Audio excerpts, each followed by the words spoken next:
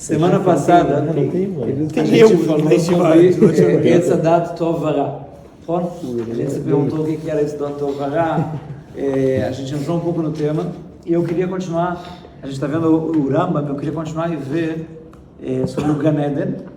E cá fala a Torá em Perek Dalet de Sefer Bereshit, Pasuk Chaf Bet. Então Perek Gimel. Perek Gimel, Pasuk Chaf Bet. Parashat Bereshit Atzma, sim? 23, 22? 3, 22. Ah, Gimel. Gimel Havet. Tem ferrujado. Não, eu vou ficar feliz. Vayomer Hashem Elohim, vocês têm? Vayomer Hashem Elohim, Hen Adam היה כאחד ממנו, לדעת טוב ורע. Então, de verdade, o homem se tornou como um de nós, e ele sabe a diferença entre o mal e o bem. Está o homem se tornou um de nós? Quem somos nós? Com quem Deus está falando? Caché, não? Vocês já estavam para Parashat Bereshit, já escutaram no Betacnest algumas vezes, não é? São seres que habituam o mundo, que não são humanos. Mano, o homem virou um animal? Não. Deus está falando dos animais? Não, parece que ele está falando com coisa espiritual. Então você falou, Deus está falando com os malachim. Mas que quer dizer que é errado E aí mesmo? Deus está falando com os malachim e fala, o homem se tornou um de nós, ele é um malach, um anjo. E por quê? Porque ele sabe a diferença entre o bem e o mal. Isso é a característica que define os anjos. Pode ser. Não, O homem se tornou um anjo? Não. Não, ele tem característica, ele não se tornou um anjo. Mas então porque agora... Porque ele é a fé, então ou seja... Não. Você ter características de alguma coisa não quer dizer que você é isso. Você pode ter outras características que te definem que você não é isso. Mas porque Te agora... diferencia, Não, mas calma aí. Mas porque agora, Renan, agora que o homem, tipo... O homem... É só nisso ele se parece com um anjo, antes dele ter dado, não, ele não... Teresa, vocês querem Tem uma fugir questão da também, pergunta? Tem uma questão também tipo, do anjo, que é o anjo realmente tem dado, porque tipo, ele é uma máquina, ele só não faz nada ruim. Faz o que Deus mandou ele fazer e ponto. Teresa, se vocês quiserem dar uma olhada, o Unkelus, Lemachal, ele traduz assim, vocês conhecem o Unkelus, não? Unkelus, tradução do aramaico clássica da Torá, feita pelo Unkelus Sagir, ele era sobrinho do Titus, que destruiu o templo, época dos Tanaim, mas até é oficial. Amar Hashem Elohim, Adam Avayachid Be'alma, vocês sabem aramaico, não? Óbvio. O homem se tornou uma coisa especial no mundo, Yachid Be'alma, Minei Lemidat Avu Bish, dele, sozinho ele é capaz de diferenciar entre o bem e o mal. Mas que tem uma vírgula aqui. O homem era que errado, ponto, ou vírgula. Mimeno Ladat Tovará, a partir dele mesmo, ele sabe o bem e o mal. Então ele não é comparável com Deus, ele não é comparável com os anjos, nada disso, não é? Esse é o problema, não? A verdade, sim, pode ser que tem alguma coisa que compara o homem com o anjo. Porque de qualquer forma, na criação, Deus vira e fala que a gente vai fazer o homem a nossa forma e imagem. Então o que quer dizer Yakahad? Aqui é que ele se tornou algo especial, algo diferente. Os anjos, eles não têm essa, então eles são só o bem. E a natureza ela também não tem ética, na qual ela é uma máquina. São regras cegas. O homem ele é capaz de distinguir entre o ético e o não ético. É uma capacidade que é só humana. Os animais não é que eles não são éticos, eles não têm como conceitualizar a ética. A Rada é tipo meio Rada. O anjo... Isso. Rada como meio Rada, isso mesmo. Que o anjo, a gente falou que o anjo é meio que uma máquina. Falei a natureza, não o anjo. A natureza. A natureza é uma máquina.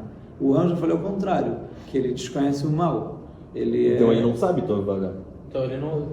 Se ele desconhece o mal, se você ele não vai. desconhece o mal, ele é uma máquina, ele faz tudo que a chamando e acabou. Ele não odeia Tovará. Mais ou menos. Às vezes, a gente tem certos momentos na nossa vida que a gente está despossuído de etc. Você vê uma criança chorando, precisa de ajuda, você naturalmente quer ajudar. Você não é uma máquina. Você pode ajudar com um sorriso, você pode ajudar dando uma bala, você pode ajudar levando ele para a polícia, para descobrir onde estão os pais. Você tem personalidade. Que piada você vai fazer para essa criança? O fato de você não ter uma intenção negativa e você agora está tomado só pela clareza do que tem que ser feito, também em intenção e também em emoção, ele ainda não se torna uma máquina. Você decide como, você vai por aquele caminho, por aquele, você vai levar ele de carro, vai levar ele a pé. A personalidade independe de etc. Os anjos, eles não são passíveis de Yetzer Hara, mas eles são passíveis de personalidade. Eles têm nomes. Eles são essências separadas, não? Sim. Mas, talvez eles até tomem decisões. De qualquer forma, o fato do homem ser capaz de distinguir entre o mal e o bem, isso ser algo que ele não precisa de uma instrução, é algo que vem dele. Perceberam isso? Ou seja, ele tem uma racionalidade ou algum tipo de inclinação ética. Isso é o motivo da continuação do Pasuk. Qual é a continuação do Pasuk? Ve'ata penishlach yado velakach gam etz hachaim ve'achal ve'chai leolam. E agora, para que ele não coloque a sua mão e tome também da árvore da vida, e ele vai comer e vai viver eternamente. Mas não dá para ele saber o mal e o bem também viver eternamente. Então, Hashem Elohim expulsou do Gan Eden o homem, por causa dessa nova situação humana, para trabalhar a terra da qual ele foi tirado de lá. Então pode ser que também a expulsão, isso que Deus expulsou o homem foi meio que uma medida preventiva também, tipo, parece. Não foi um para castigo. impedir ele de comer da Etz Hachaim, da árvore da vida, não é? E ao contrário, em vez de comer da árvore da vida, ele vai agora precisar trabalhar a terra. A terra é o que? A natureza? O mundo prático. Vai gareshet Adam, e expulsou o homem. Vai escon, mikeden le Ganeden, et kruvim. E aí então colocou do leste do Ganeden os kruvim. O que são kruvim? Querubins. Kruvim, não? Todo mundo sabe o que são, não? Não? Então alguém explica. Os anjinhos. Os anjinhos. E a fé é melhor. Por que os anjinhos e não os anjos? Porque eles são pequenos. Porque eles são pequenos, não? Em aramaico, Rávia é uma criança. Vocês falam aramaico, segunda vez que eu estou perguntando, não? E Kruvim é o kaf em hebraico é o comparativo, não? Que Rávia, como uma criança. Então, uma palavra composta, como uma criança. Então, é um anjinho. Vocês viram na Turma da Mônica, não tem aquele com os cachinhos? É O anjinho. O anjinho! Bediuk, não?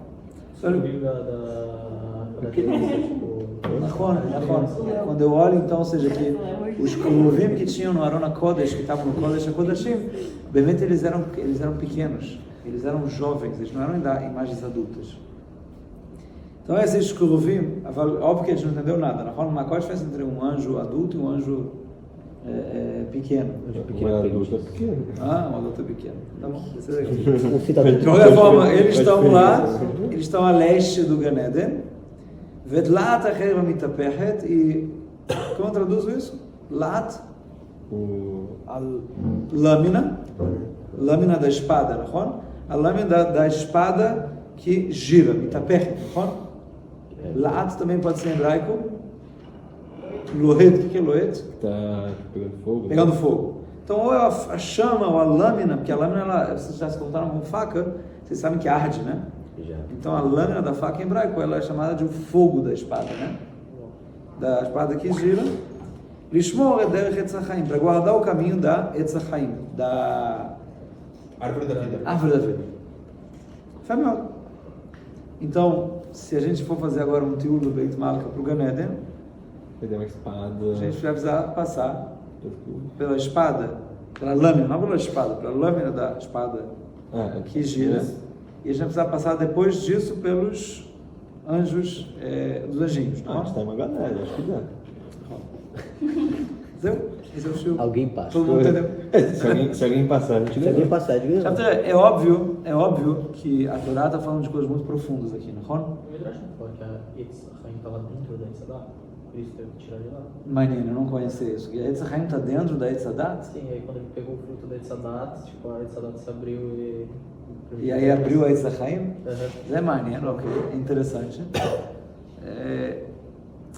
Faz tanto que toda essa parashá, a gente já falou isso, ela é sodot da Torá, não é? A Mishnah Haligá fala que Maaseh Bereshit se ensina só de um para um, a gente não está estudando Maaseh Bereshit, a gente está tentando entender um pouquinho, sim? Então, vadai que quando a Torá deu esses termos aqui, ela quis ensinar para a gente uma coisa mais profunda, não é? Três davar maneiro. O Rambam, a gente está estudando agora de acordo com o Rambam, né? Com o Moreno Vuchim, Guia dos Perplexos. Ele cita, na primeira parte, no Perek Mem Aleph, Ele cita algo muito maneiro. Ele cita um Midrash em Bereshit Rabbah. Vocês conhecem Bereshit Rabbah? Sim. Bereshit Rabbah é um livro de Midrashei Agadá. Na verdade, é uma compilação de vários Midrashei Agadá, da época da Gemara e da Mishnah. A compilação em si é posterior, da época dos Geonim, mas a fonte que está compilada lá é da época da Mishnah e da Gemara. E o Midrash fala o seguinte: não é Memalef.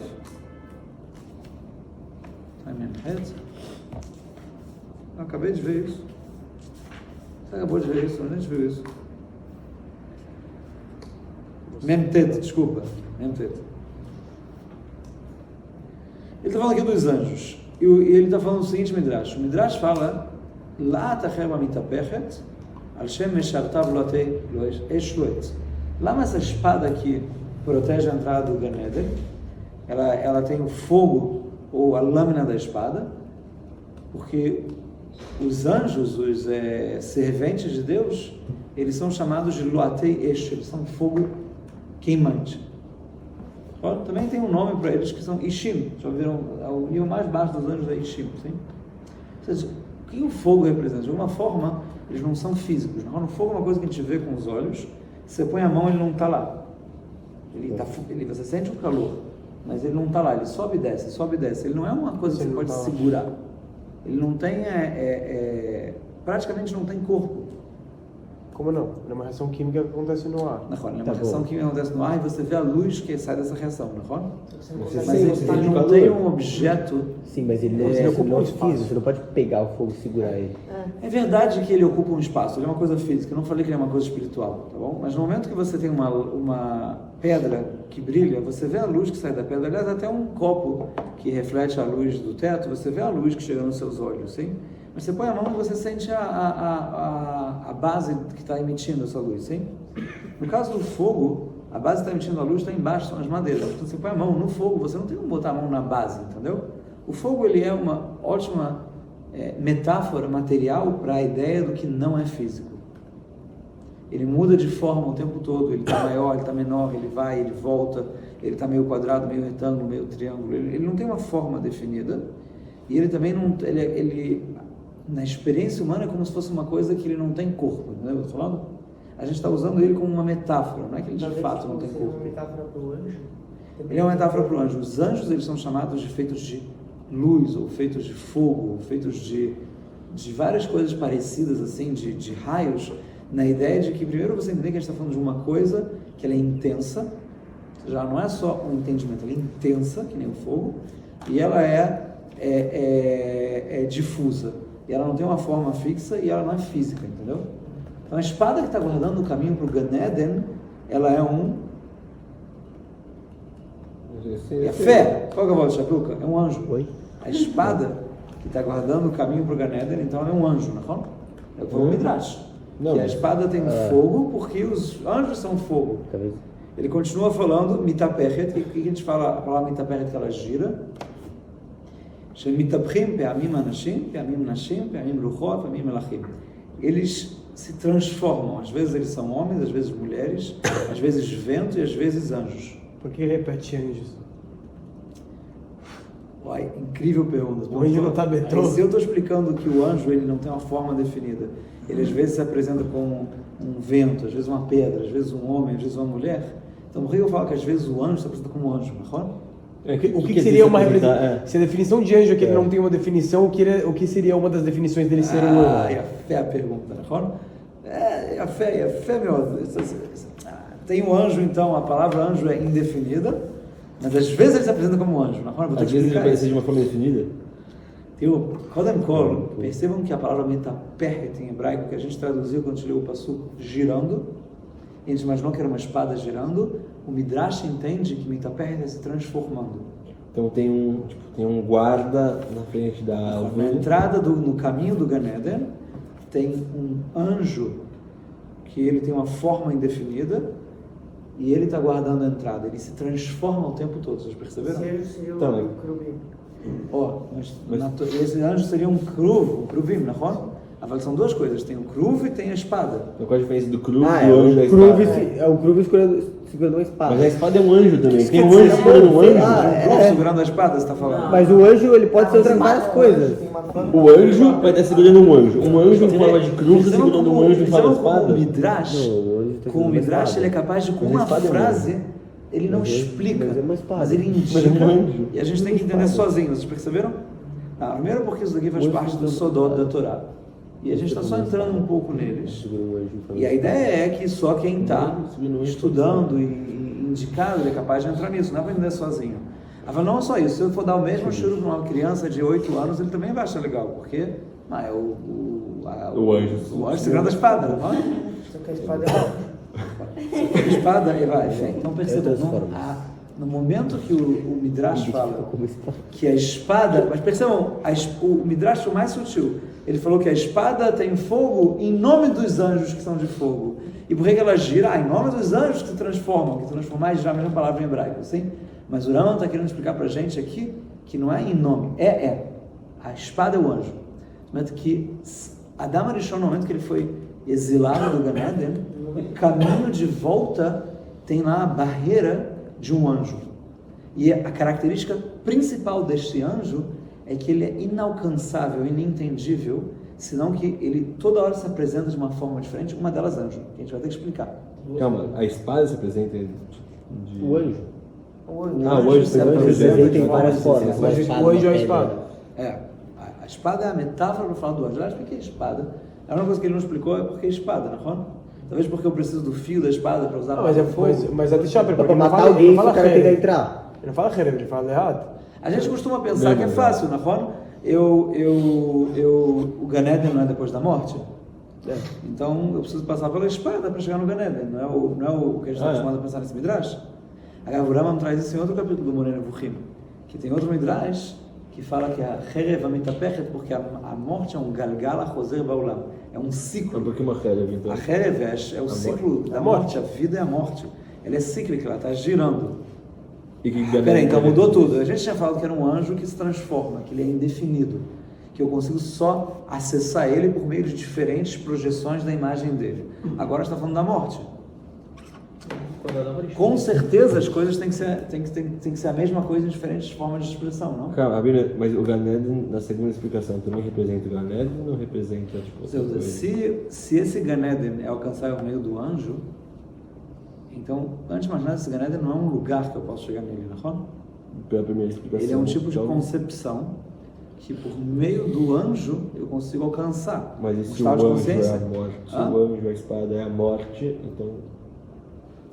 Ou seja, que também a vida, a condição humana, ela impede o contato total com o Gan Eden. Mais ou menos assim, tá? Por que o anjo ele se transforma? Porque ele é inacessível na sua forma essencial. Porque ele não tem corpo. Tá?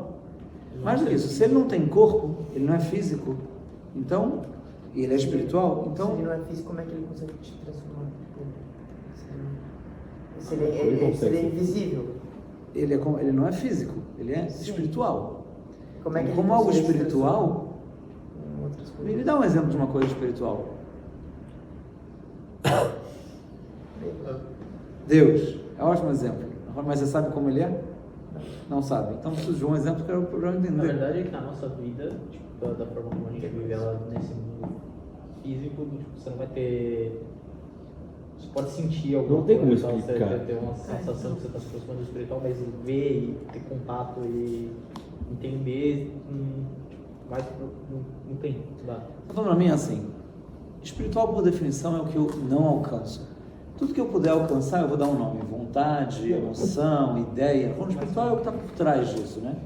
Então, é muito parecido com a ideia do anjo. Ou seja, a essência da coisa eu não alcanço, mas eu toda hora encontro ela dentro de alguma coisa diferente que ela é física. Por exemplo, eu vou para a reza e eu peço a Deus pelo bem de uma pessoa e eu sinto que o que eu estou fazendo é bom, é ético, eu sinto que tem algo além de mim que eu estou alcançando com isso. O que é? Bom, não é nem a reza, porque elas são palavras, nem a minha intenção, porque é uma intenção, uma vontade, nem a minha emoção na reza mesmo, que pode ser muito emocionante, não? o processo está embebido de alguma forma em algum tipo de significado maior, mas não é o significado, porque o significado já é algo entendível. Eu entendo que eu estou indo além. Isso é a ideia de espiritual. Então, o anjo, de alguma forma, ele às vezes aparece como vontade, às vezes aparece como uma palavra, às vezes ele pode ser a comida de Shabbat, ele pode aparecer assim, mas não é ele assim de fato. Isso são projeções. Aí vem a pergunta. Se o anjo está lá para bloquear tipo, a entrada do Ganeda, quando Maria, né? Adam Arishon foi para Hebron para tentar entrar de novo no Ganeda, depois do pecado. Você está falando que também tem uma entrada do Ganeda em Hebron, no túmulo dos antepassados, não é? Eu posso entrar por meio do entendimento do anjo, por meio da conexão com coisas espirituais para entrar no Ganeda, a morte, porque eu já certamente não vou estar vendo esse mundo físico, eu vou estar em outro ponto, e também por meio da conexão com Avraham, Yitzhak e Yaakov. Quando a guerra está marpelada. É o Triângulo das Bermudas. Ou o Triângulo das Bermudas. Esse é bom, esse é bom. Na introdução do Moreno Nevuchim. Deixa eu Mas eu quero deixar vocês comerem o chum, deixa eu entrar na introdução. Quem dá para Avraham Yitzhak Yaakov? Lucas Joés. Canina que tem uma coisa muito importante na Avraham Yitzhak Yaakov, mas eu sinto quando eu cumpro com a continuidade da minha descendência, quando eu sigo meus antepassados, eu sempre sinto que eu estou fazendo algo maior do que eu. Eu sempre sinto que eu estou tocando em algo essencial. Eu não sei explicar o que é exatamente, mas eu sinto que se já tem 2000 anos que o meu povo faz isso, esse é o objetivo do meu povo, meu ideal do meu povo, eu sigo adiante, eu sinto que não é só um objetivo, não é só um ideal. Em especial Avraham, Yitzhak e Yaakov, que eles representam algo divino no mundo, não é? Então também no meio da nacionalidade ou no meio da ancestralidade tem tocadas, tem pinceladas de divindade que são acessíveis ali. Você às vezes pode dar uma espiada no Gan Eden por meio dessa espada. Muito interessante, não? Então o Gan Eden, Adam Arishon antes do pecado, ele estava diretamente conectado com isso que a gente não é capaz nem de botar o dedo exatamente. E a gente tem canais de entrada, perceberam? Esses canais impedem a nossa entrada ou permitem a nossa entrada? Depende de quem merece e quem não merece. Quem não merece eles impedem, mas quem merece? Permitem? Permitem, mas 100%? Não. Então eles, ao mesmo tempo que eles impedem, eles permitem. Ou seja, se eu tivesse total contato, eu não ia estar em contato com o que é além da minha concepção. Essa é a definição de Deus, é o que está mais além do entendível. Não é? Para ter contato com o mais além, eu preciso que tenha algo inalcançável e algo alcançável ao mesmo tempo. Eu preciso que o inalcançável se represente em algo palpável. Então, o mesmo anjo que ele me impede de alcançar, ele me abre o caminho. Maneiro, esses anjos, eles vieram Lishmor et Haderech para impedir ou para permitir a minha entrada? מעניין, גם בלשון, לשמור את הדרך, לשמור את לא הדרך. לשמור הוא עץ חיים. נכון. לשמור את הדרך, Mas para que que dele você saiba como voltar. O que é essa dele? É o caminho para você chegar de volta à árvore da vida, é o Gan Eden. Percebam? E o que é o Gan Eden? A gente está falando de entrada. Entrada é o que exatamente? Do conceito de perfeição. Ninguém falou perfeição. A Torá colocou a expressão de que eles guardam um caminho. E percebam que é ambígua a expressão. Eles guardam um caminho, quer dizer que eles me impedem de entrar? Ou eles guardam um caminho para o caminho não ser perdido, para a gente não cair nesse mundo material quando a gente saiu do Gan Eden e não achar mais a entrada do mundo espiritual. Está entendendo a ambiguidade da expressão? De propósito. O Rambam, na introdução do Moreno Nevuchim, que a gente continua vendo de acordo com o Rambam, ele fala que toda a parte de Sod, hoje em dia tem isso que a gente chama de Kabbalah, apesar de que eu não sei se Kabbalah, hoje em dia está muito associado com a Kabbalah do Arizal. E o Rambam não menciona os termos da Kabbalah do Arizal. Mas ele sim fala de Sod, da parte secreta da Torá. Ele fala que esse tipo de conhecimento não tem um ser humano no mundo que conhece ele todo. Ele fala que o que acontece é que como se tivesse um raio, que a pessoa vê como se estivesse de dia, e aí de repente isso apaga e ele volta à noite. A materialidade e os nossos maus costumes apagam esse raio. E o estudo dessa área de Maaseh Bereshit, que a gente está estudando um pouquinho, Maaseh Merkavah, essas partes secretas, ele não é algo que você mantém na mente, você aprende e esquece, sim?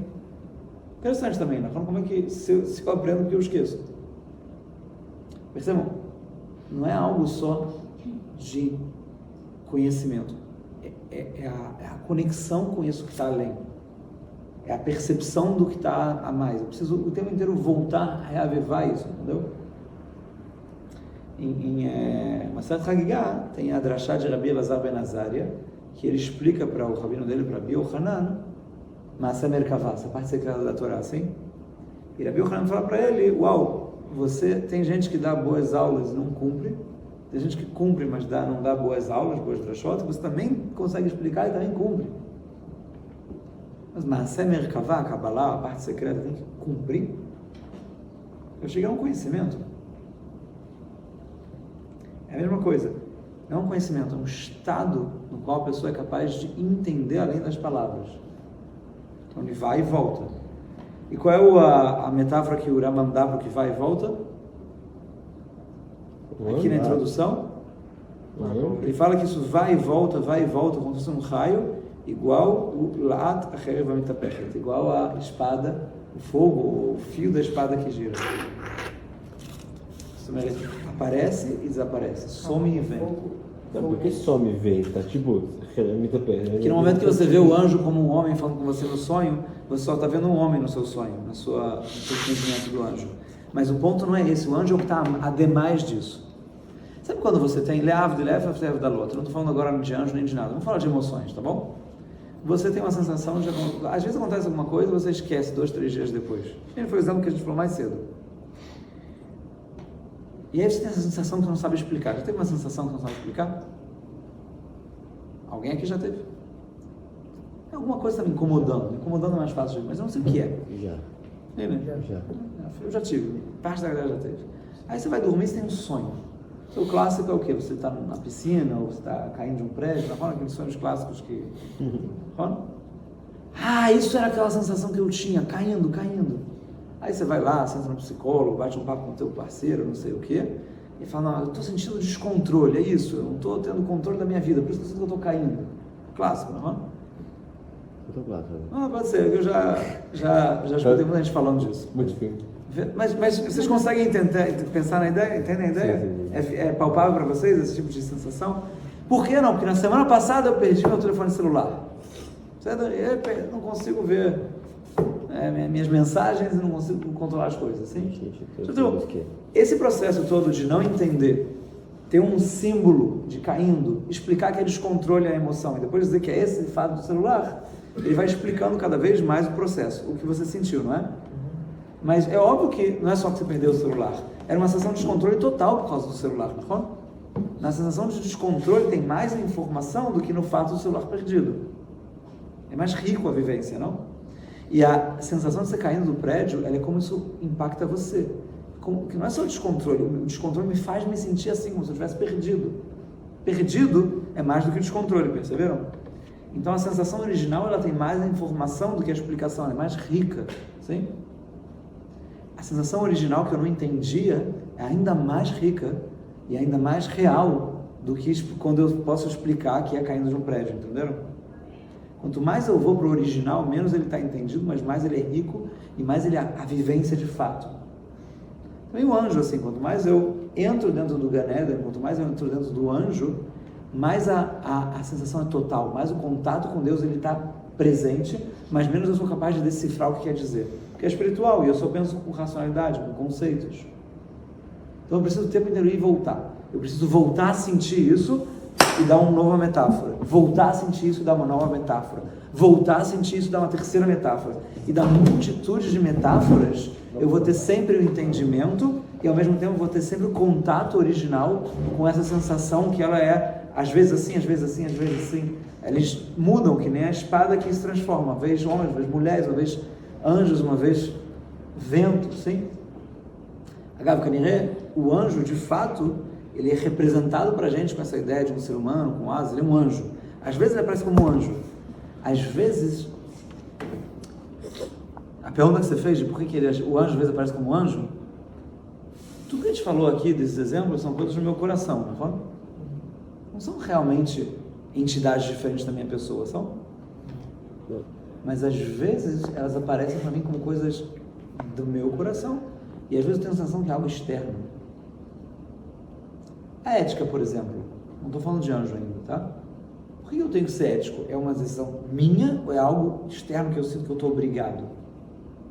É proibido matar criancinhas? Os dois. Eu quero ser assim, mas eu quero ser assim, porque eu quero estar de acordo com algo externo que existe, que é ética. Um senso comum e também tipo, você vai ficar matar uma criancinha. Exato, normal, fazer à noite. Exato. Ou seja, você não quer fazer isso, mas eu quero ser bom, eu quero estar de acordo com o que é certo. Então, o certo, ele está exterior, não é? Às vezes eu sinto que é um objeto que me aparece, uma pedra, ou vento, às vezes eu sinto que é um anjo, eu entendo que é algo exterior conectado com Deus. Nem sempre eu sou capaz de discernir. Às vezes, na própria forma de ver o anjo, às vezes aparece de um jeito, e às vezes eu vejo que é um anjo, às vezes não. Está entendendo? Então, de família anjos, de família, às vezes anjos, às vezes pedras, às vezes vento, às vezes parecem como homens, às vezes parecem como mulheres. Maneiro, não é? Que o Rama deu toda uma profundidade nova, e no final das contas é um midrash. Para o que é o que é o fio da espada que está girando, sim? Eu quero dar para vocês os últimos exemplos antes de a gente fechar isso. No final das contas, quando a gente está falando de alguém que vê anjos, a gente não está falando nem de mim, talvez de vocês, mas eu acho que não da maioria de vocês. Ainda não. Se eu ouvir, eu tô sabendo. Pode ser que eu vi, eu achei que era uma pessoa. Você viu. Então, Mas הכוונה que o anjo ele vai debitar como uma pessoa. É uma pessoa que não existe. Tipo, é um cara que você vê na rua e tipo, acontece alguma coisa, ou tipo, você agora pode estar sendo um anjo, tipo. Também isso, e também representado como uma pessoa nível de símbolo. Os Tipo, uma dois. pessoa que não existe e. Também, os dois. E que aparece pra fazer alguma coisa do nada. Os dois tipos. Tipo, se tivesse uma câmera de CCTV em cima dele, eventualmente ele assumir. Sim. Do anjo? Acho que ele vai aparecer. Vamos dar só uma resumida. Então, o Rama me explicou que, na verdade, essa espada é um portal que são os anjos. Os anjos são o único intermediário entre Deus e o homem. Ou seja, todo o acesso a Deus, ele é por meio de anjos. Sim? Não, a gente não tem conexão direta com Deus. Quer dizer, o acesso. A gente não. O que quer dizer o acesso? Eu não preciso do anjo pra me conectar. Se você olhar nos 13 princípios, o Rama vai dizer que a profecia é possível só por meio de anjos, a não ser Moshe Rabbeinu. Nenhum profeta fala direto com Deus, ele fala com anjos. Sim? E a Tefilá, ela é o quê? Ela passa pelos anjos? Boa pergunta. Mas Deus fala passa por anjos. Mas Deus fala direto com a Eles avaliam o tipo e aí falam, não, isso aqui Sim, não por vai. isso que é melhor se falar em hebraico do que em outras línguas, porque eles não falam outras línguas. Então vou falar em aramaico pra ele não entender, ele já mandou. Exatamente por isso que a gente fala em aramaico alahmaniá, pra ele entender. Eu sei, exatamente De qualquer forma, percebam que o que eu quero falar para vocês, além do Pirush do Rama, que a gente fala de um anjo, ele deu muitos detalhes de como funciona o anjo. O que é o anjo, o que é a projeção do anjo, o que é que pode concretizar. Quero que vocês percebam que no final das contas, só quem vem anjos são profetas. Eles vêm. A total conexão com o anjo e a sagá em hebraico, a conceitualização do anjo é algo profético, sim? A gente está falando de alguém que ele entra no mundo profético. E no nosso nível, a gente está falando de algo muito mais simples. Eu quero tocar nesse tema da profecia, talvez continuar semana que vem. Vocês conhecem a história de Shaul perseguindo o rei Davi? Sim. Davi foge, que Shaul queria matar ele. Entendeu? Um pouco de ação. Davi foge. E aí ele vai para a casa de Shmuel. Shmuel é o profeta que escolheu também Davi, também Shaul, sim? O que Shaul faz? Manda uns soldados para matar Davi, não? E lá está Shmuel com os seus profetas, está com um grupo de profetas ensinando eles. E aí os soldados vêm, o Shmuel com os profetas, e eles estão lá tocando e profetizando, sim? Percebam que tinha escolas de profecia, que tem grupos de profetas profetizando. E aí o que acontece com os soldados? Eles, profetizam, começam a profetizar e não conseguem procurar Davi. Aí o que Shaul faz? Manda mais soldados. Quando você vê o Shmuel, né? Eu não lembro qual o capítulo agora de cabeça. O que acontece com mais os soldados que ele manda? Começam a profetizar, não pegam Davi. Aí, isso acontece algumas vezes, até que Shaul fala, bom, que é um bom trabalho, vou eu mesmo, não é? Shaul vai até lá, e o que acontece com ele? Ele profetiza. Não só ele profetiza, o Tanakh fala que ele cai na frente de Shmuel, no chão, e ele passa todo dia e toda a noite nu, profetizando. Uau! Nu, caído. O que é nu? Sem camisa, sem nenhuma roupa, de roupa de baixo. E às vezes nu pode ser sem camisa, mas Shaul HaMelech não ia estar sem camisa. Lembra que a filha dele, Michal, quando viu Davi dançando na hora que trouxeram Arona Kodesh para Yerushalayim, e aí deu para ver entre a roupa dele que balançava alguma coisa da pele dele, ela falou: oi vavoi, você agora na frente de todo mundo assim, um rei não se comporta assim, você está que nem os mais baixos. Então Shaul HaMelech também não fazia isso, e aqui ele está nu, pode ser sem camisa, mas ainda, o que a gente aprende daqui sobre a profecia? É um mais, tipo... A profecia é um ato. A profecia não é um livro que você lê. Mas não é só um ato. A profecia, ela é uma coisa que eu sou capaz de controlar. Vem do nada. Vem do nada, pode vir do nada. E vem para pessoas que não tem nada a ver também. Pode ser induzida, de Shmuel induzida em Shaul. Olha que interessante. Não, os soldados, tipo, que não são Pode pessoas ser que estavam induzido em talvez em pessoas que estão preparadas não, ou soldados. não. E não só isso. O descontrole. Ele está caído no chão. Shaul, ele não está controlando o corpo. Ele está o quê? Tremendo? Ele está caído no chão, ele tirou a roupa. Vocês estão entendendo o problema? Aí quando o profeta vem ungir o rei do Reino do Norte, Yehu, ele fala lá numa sala, só Yehu e o Navi, e Yehu sai para falar com os generais dele, eles perguntam: o que esse louco falou para você? Meshugazer. Os profetas eram completamente não convencionais. Eu não quero dar um exemplo real de hoje em dia, porque ele é Avdil, mas eu tenho que falar, parece com um tipo de transe, não? Fora um tipo de situação de que a pessoa perde a consciência, ele é Avdil. Uma drachá que eu ouvi de um dos urbanistas de Shiva, no Har Sinai, toda a Torá, quando fala vai dar ver Hashem Moshe Lemor, quem é a pessoa que está falando vai dar ver Hashem Moshe Lemor? É o povo falando, vai haver Hashem Moshe Lemor. Okay. Por quê? Porque em Har Sinai eles quiseram ouvir diretamente de Hashem, só que toda vez que eles ouviam a voz de Hashem, eles morriam. Hashem fazia um mês e eles escutavam. E aí teve uma hora que eles falaram: não dá mais, fala com Moshe e a gente vai escutar. E aí eles escutaram a conversa de Hashem com Moshe. É um estado profético, mas é um estado menor do que Moshe. Com certeza é um estado profético. Está escrito que eles escutaram a voz de Deus. Mas percebam então, a profecia então ela não é um fenômeno exterior, é um fenômeno que acontece dentro.